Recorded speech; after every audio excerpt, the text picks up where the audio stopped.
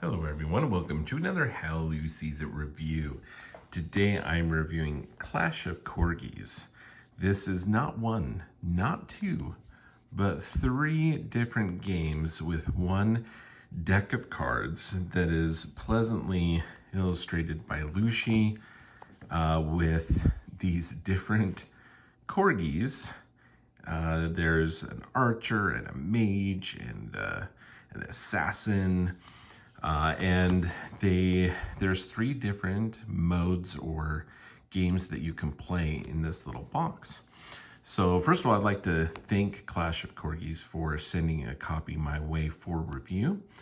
And so we'll go ahead and just get into it. We'll first talk about kind of the quality of the components and everything, and then we'll get into the three different game modes and give you some of my thoughts. So as far as the quality of the game and getting into it, first of all, again, this is a deck of cards. There is basically 5 suits. We'll show you here in a moment. 5 suits, 1 through 9, an ace, and a special card, illusionist, in those different suits. So you have 55 cards. And but let's just talk about the artwork. You'll see these more of the artwork on each of the individual cards, but I have to say, very, very fun artwork, really well done. Really enjoyed it. Highlighted it recently on my Instagram page. And so very, very nice artwork presented throughout. Number 2, because this is just but because it is a deck of cards, I'm actually really pleased. I cannot talk about this probably enough, but I really like how they have this packaged. They have the magnetic enclosure, and I mean, I love different decks of cards, but I really do not like tuck boxes, right? The ones where you basically have the piece and it folds in and it always gets like stuck on the cards, and it's hard to pull out. You reach in there and you're trying to get it out, and I'm really not a huge fan of tuck boxes. So the fact that this deck of cards comes in this nice magnetic enclosure where I can just have the cards slide right out is honestly really, really huge, right? That is something that I really, really enjoy. It may seem something maybe small to some, but I mean, packaging can have a huge influence on your experience of the game, getting the cards in and out, putting it away. So I'm a huge fan of this magnetic box here for the deck, and I would highly recommend others maybe look to do something very similar. So with that, let's get to the actual cards and the rules. So you got their fun little logo here, Clash of Corgis. To my knowledge, this is their kind of first game that they're producing, and the name of their company as well, with potentially some other games on the horizon. So with that, let's show you the actual cards here. There's some reference cards and the rule book. We'll talk about those here in just a moment. The back of the cards have a great design to them. So you got the Clash of Corgis logo here, or title. And then on here, there's actually different things that you'll see on the cards themselves, but just a really clever and really nice looking back. I like that, it has some character to it. There's nods to all the different types of characters, whether that's a mage, the bard, assassin, and the different symbols of the different suits showing up in here. So just really clever design just for the back of the cards. They look really nice. You'll see that it has a nice linen finish, just really nice quality cards, which is huge. So this is, again, my favorite feel and type of card. So very nice quality cards. important in a card game, right? Show you some of the artwork. Again, you'll have the suits. There is a lot of the cards you'll see are very similar. Their stances and everything, but they some more than others. The bards have more differences because different suits actually have different instruments. But you'll see the general stance and look of the characters about the same, with just the color change. But you'll see here their spears, for example, are slightly different for our fighters here, given the different suits.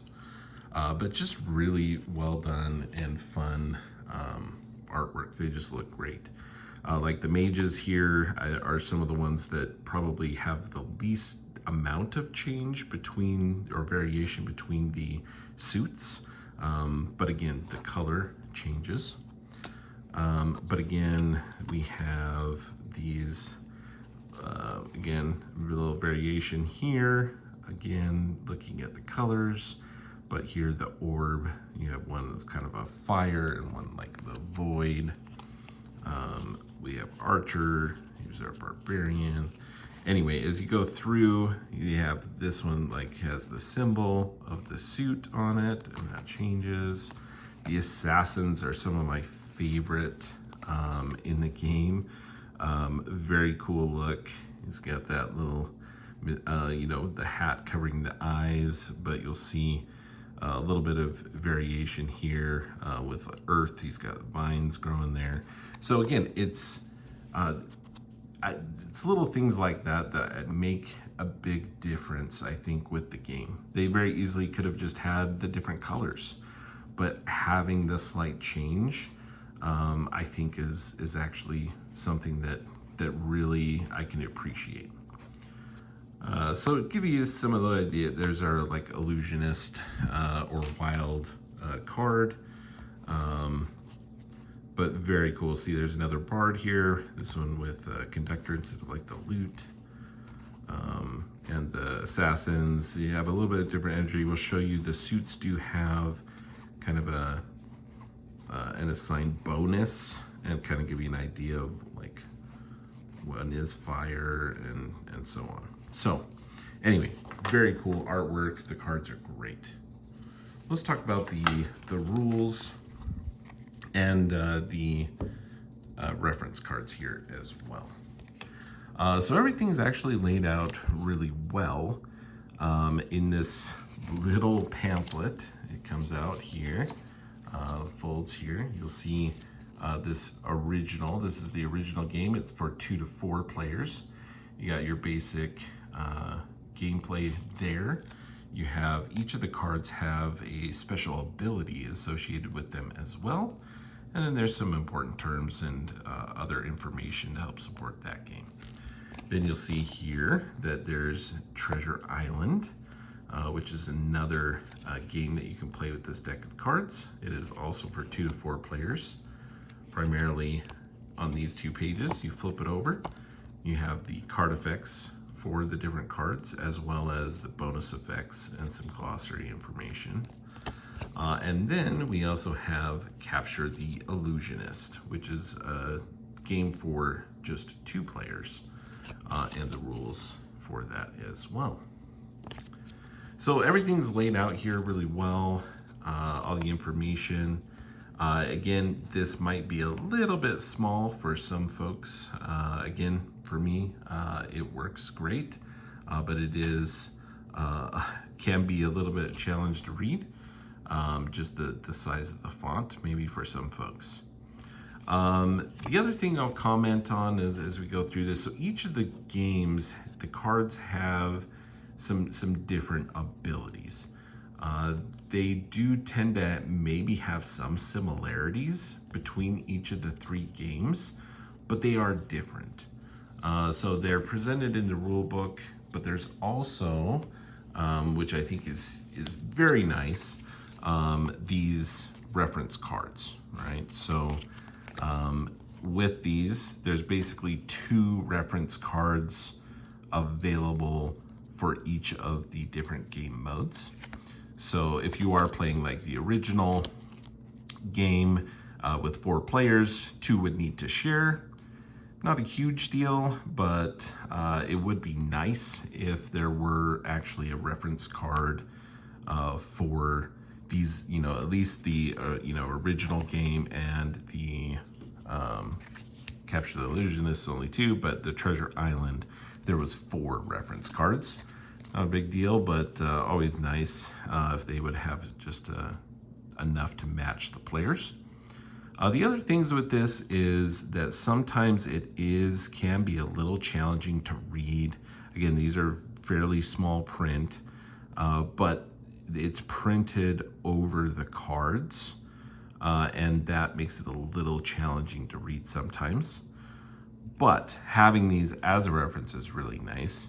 I guess what I would recommend, and again, it would add a little bit of number of cards that they would need to add to this, but I think it would make a big difference if each card was the specific game. It is nice that it's all on one side here, but if it was double-sided, they could be a little bit bigger, and I could see 5 of the cards on one side and 6 on the other. You could make this text a little bigger. So I don't know. That's just the thought I had as I went through this. The other thing that I know that they've had comments on and we're looking at is just having maybe 3 separate games and having the kind of text of what each of these cards do printed on the cards themselves. And I kind of went back and forth. Initially when I played, that's kind of how I felt. As I went through this game, I was like, oh man, it would be nice if this had, the what it did directly on the card. But I like the look of the cards themselves. I wonder if they could be presented and simplified a little bit with some iconography, simple iconography of simplifying what these look like, or what that means, to help simplify the different power abilities and things like that. But honestly, I like the cards the way they are.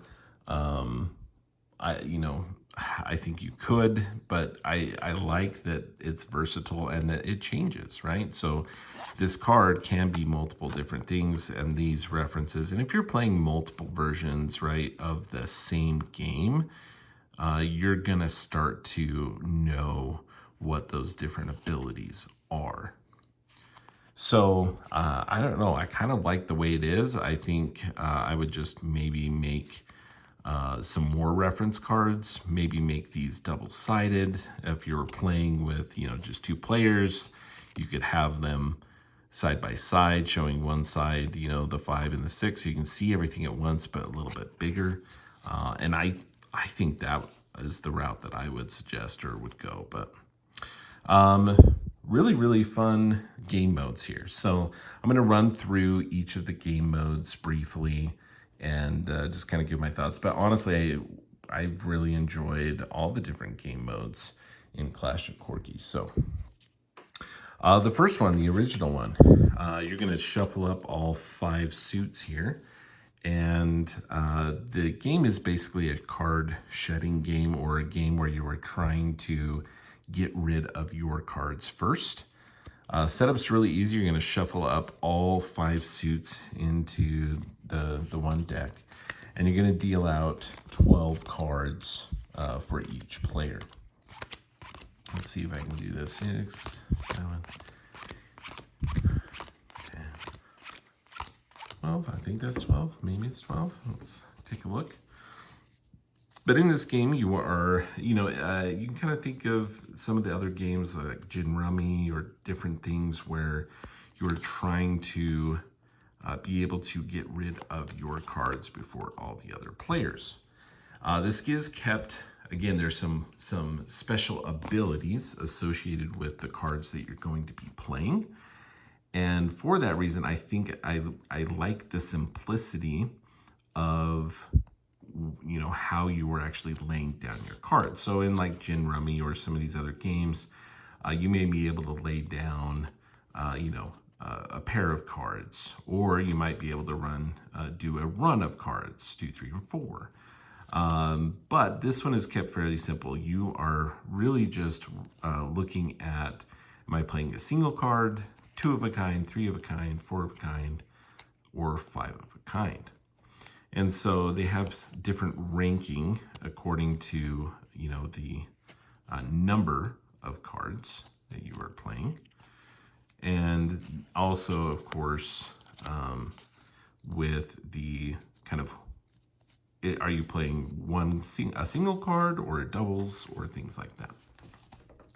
So you're going to want to, you know, arrange your cards here with the like numbers. And with the gameplay, it's very simple. Whoever's going to start is going to play either a single or double type card. So I have some doubles, good doubles here. Maybe I would go ahead and lead with that. And I would play those 2 cards down. And with that, with this one, I'm going to go ahead and do the abilities. So again, the abilities are based on the number in this particular game.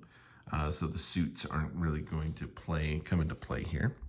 But I would play that and I could reference this, right? And I could look at the board, and when you play on your turn, if you do at least, you can go again if you have at least 1 card from your next play that has the same suit as one of these. So I could actually go again. I would need to play 2 cards of a higher rank. So I would need to go 2 3s, which I actually have, or I could jump up and play 2 9s, for example. So I could go ahead and play my 2 3s. Well, let's see here. Yes, because one of them needed to match the suit. If I couldn't, then I wouldn't be able to go again. But worked out that I have 2 of the fire suit cards here. I'm able to play that, and I would actually be able to trigger the healer at this point, where I get to draw a card and return a card. So maybe I can improve my hand here. Not really. The one I don't necessarily like. We want a little bit higher cards. Again, there's certain abilities, and so that is another thing that comes into play. Looking at the Oracle, privately view the top card of the deck. If the suit of that card matches a suit from your hand in the combo, discard it to win the round. Basically, you get to win. No one else gets to play any other cards. So it's pretty powerful and could be good. But I'm just going to put that back in the bottom. So then we go to the other players. If they could play increase, they could play 7, 7, you know, 2 7s or whatever. It's going to continue around until everyone passes, except for a person who had the winning leading hand, if you will, from that round. Then they're going to go and clear that. So let's say I went and played the 9s next. If no one else could play doubles, you'll see the assassin here. I get to target the next player and skip their turn. So there's different abilities. You can kind of walk through some of those. But you clear that, and the person who basically won gets to go again. Maybe they would start with the 4. That is the monk. You get to target a player and declare that basically they need to play high or low from this. So high like normal, or maybe they have to play a lower card. So some fun different abilities that change up the game.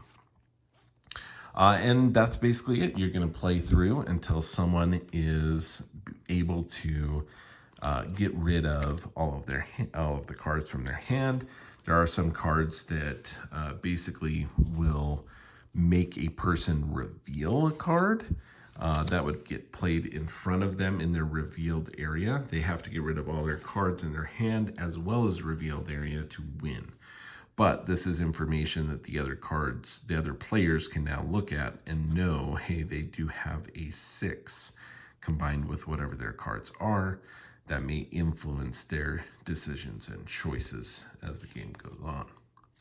And of course, so that would be, you can play multiple rounds of that, but you're basically just trying to get rid of your hand of cards before your opponents. And that is the original Clash of Corgis game. The other games here are really fun as well. The Treasure Island game. In this game, it's a kind of push your luck, fun push your luck game. So when you actually play Treasure Island, you'll see here some of the, again, the effects are going to be a little bit different because the gameplay is different. So we have another reference card. This one does have a back because there are some special bonuses if you have your fighting party.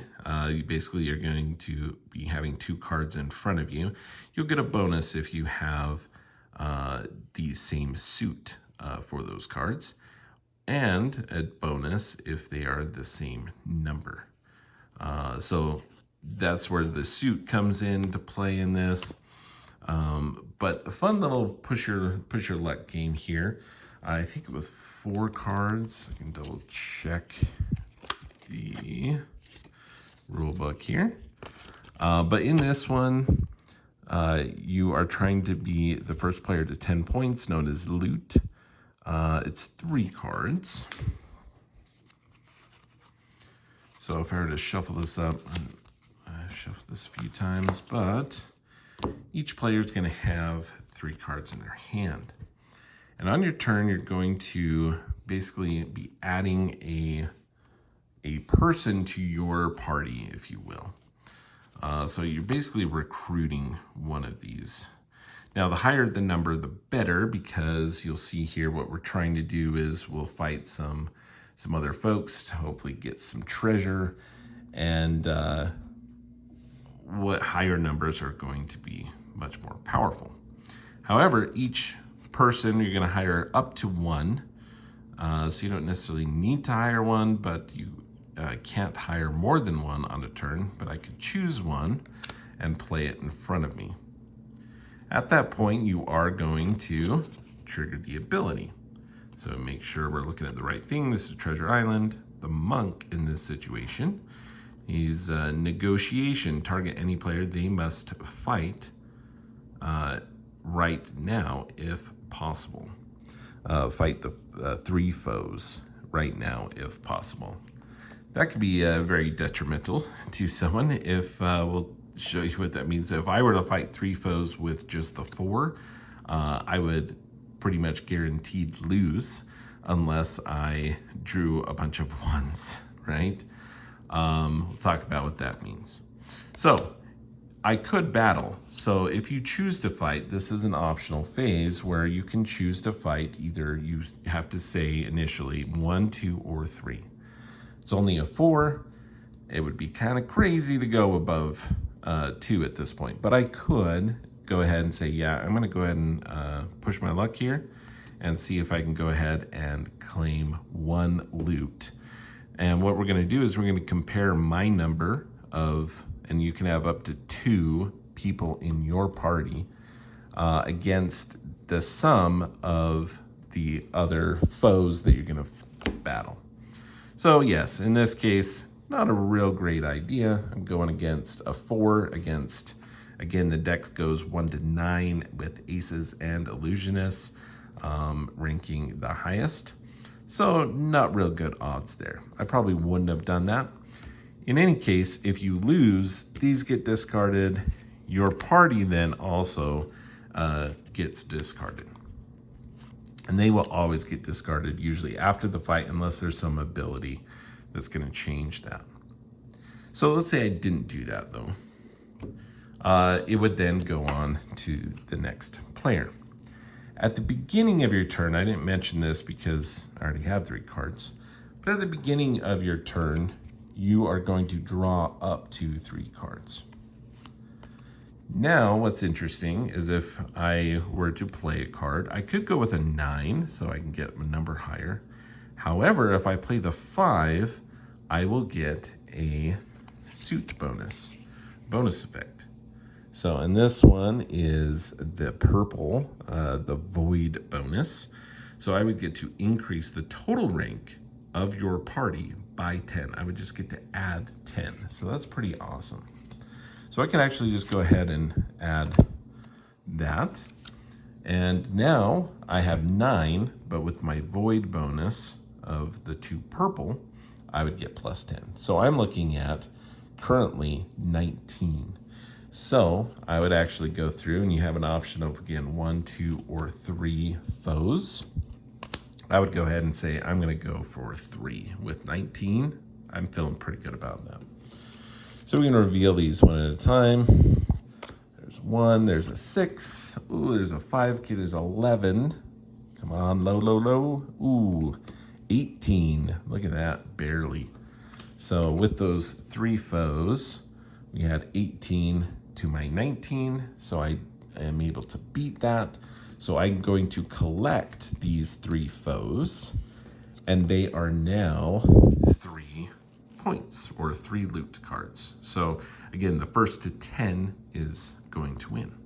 So I'm already got 3, so that's pretty nice. Then these get discarded. You can actually add or choose to, again, not fight. If I had 2 cards and I didn't want to fight, maybe I wanted to replace a card, I could replace that card, discard that other card in front of me. So if I had, like, for example, a 9 and 4 in front of me, I could choose to, instead of, you know, not do anything, I could choose to add, basically discard this and add this here before I would go to fight. Again, each of the cards have abilities as they come out, and then you also have these bonuses. So the water bonus for the blue, I get to increase the rank of a card, a single card in your party to 10. So I could have a 9, and this 7 I could turn into a 10, taking me to 19. If you have the same number, you get to multiply the sum of your rank by 2, actually doubles that as well.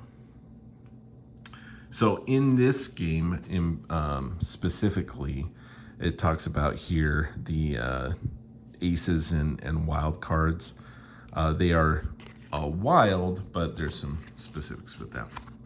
But again, some of the other bonuses, Earth bonus allows you to keep your party on the table if you lose. So if you have a really good party, basically you can keep it around.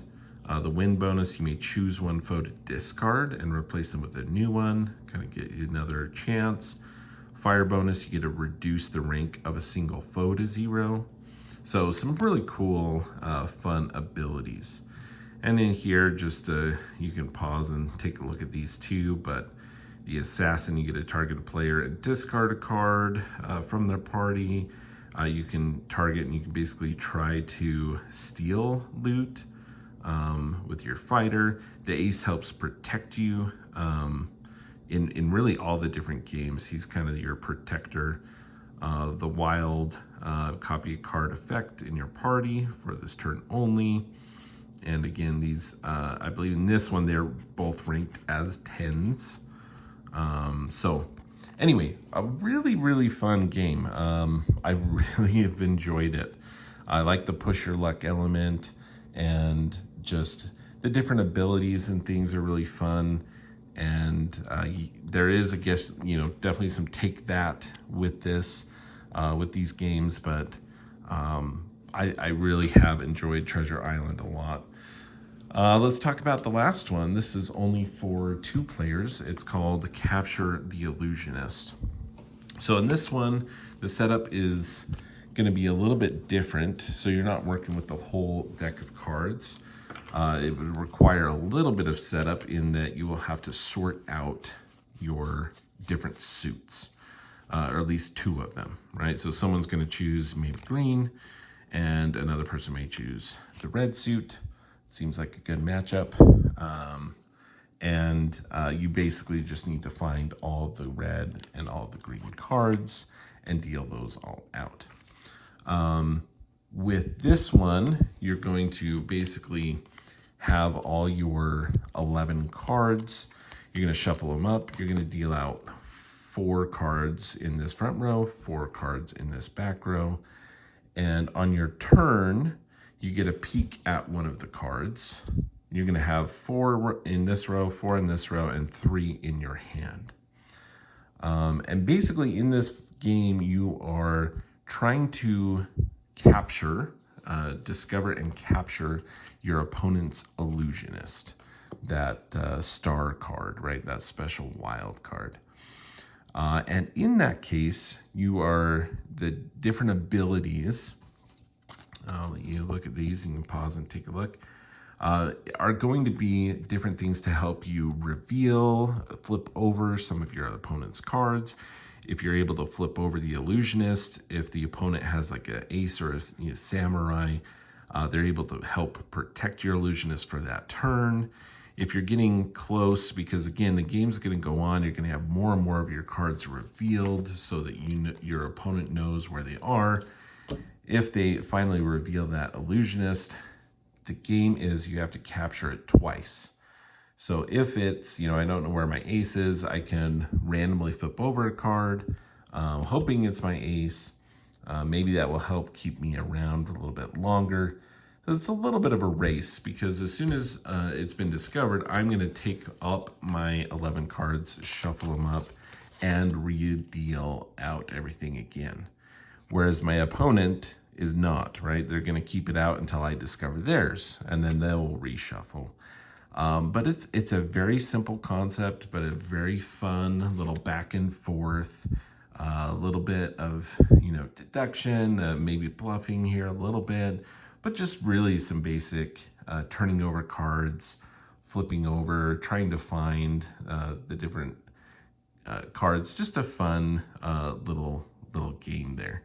That is the Capture the Illusionist. That is only for 2 players. A lot of content. Again, a lengthy video here, but you know what? This is 3 games really in one. So I wanted to make sure that you get an idea of all 3 different games here. And I have to say, I enjoyed each one. I think between them all, I think I enjoy the Treasure Island mode or game the best. I think just that push your luck element is something that really stood out to me, and kind of getting a party, trying to get those bonuses was really enjoyable. The Capture the Illusionist, I think, is a fun little game as well. Little, again, just 2 players, but something that I've enjoyed playing with my kids. And the original game, I think, is great too. This it plays on this concept of trying to get rid of your cards, but again, special abilities for each of the cards is really fun.